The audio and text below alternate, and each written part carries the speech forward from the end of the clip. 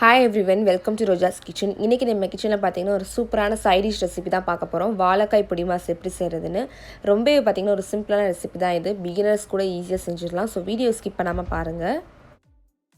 இப்போ நான் ஒரு 2 வாழைக்காயை 2ஆக கட் பண்ணி வச்சுருக்கேன். இது ஒரு 10 மினிட்ஸ்க்கு நம்ம வேக வச்சுக்கலாம் தண்ணியில்.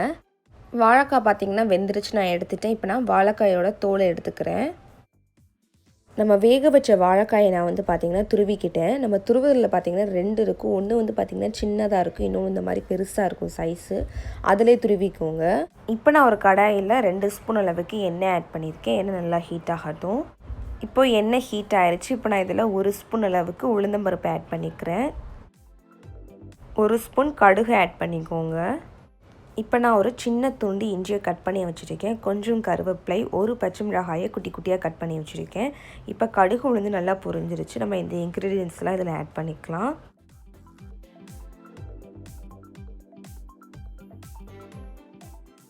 இப்போ நான் இதில் 1/2 ஸ்பூன் அளவுக்கு மஞ்சள்தூள் ஆட் பண்ணிக்கிறேன். அடுத்து பார்த்திங்கன்னா பெருங்காயத்தூள் ஆட் பண்ணிக்கிறேன். பெருங்காயத்தூள் பார்த்திங்கன்னா உங்களுக்கு தேவையான அளவு ஆட் பண்ணிக்கோங்க. நான் கொஞ்சமாக பெருங்காயத்தூள் ஆட் பண்ணியிருக்கேன்.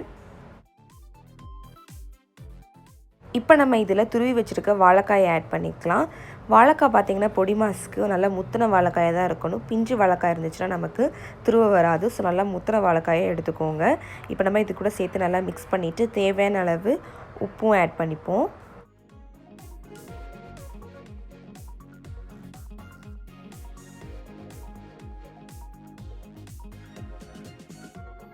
இப்போ நல்லா மிக்ஸ் பண்ணியாச்சு. இப்போ நான் இதில் பாதி லெமன் ஆட் பண்ணிக்கிறேன். ஆட் பண்ணிவிட்டு இதே நல்லா மிக்ஸ் பண்ணிப்போம். இப்போ நான் இதில் 2 ஸ்பூன் அளவுக்கு துருவன தேங்காய் ஆட் பண்ணிக்கிறேன். ஆட் பண்ணிவிட்டு மிக்ஸ் பண்ணிப்போம். மிக்ஸ் பண்ணிட்டோம் அப்படின்னா நமக்கு சூப்பராக வாழைக்காய் பொடிமாஸ் ரெடி ஆயிடுச்சு. ரொம்பவே பார்த்திங்கன்னா ஒரு சிம்பிளான ரெசிபி தான் இது. ரொம்ப ஈஸியாக செஞ்சிடலாம். இது எல்லா சாதத்து கூட வச்சு சாப்பிட்டோம்னா அவ்வளோ டேஸ்ட்டாக இருக்கும். ஸோ மறக்காமல் வீட்டில் இது போல் ட்ரை பண்ணி பாருங்கள். ட்ரை பண்ணி பார்த்துட்டு எப்படி இருந்துச்சு அப்படின்னு சொல்லிட்டு கமெண்ட்ஸில் ஷேர் பண்ணிக்கோங்க. இந்த வீடியோ பிடிச்சிருந்தா லைக் பண்ணுங்கள். உங்கள் ஃப்ரெண்ட்ஸும் பார்க்கணும் வச்சுக்கிங்கன்னா மறந்துடாமல் அவங்களுக்கும் ஷேர் பண்ணிடுங்க.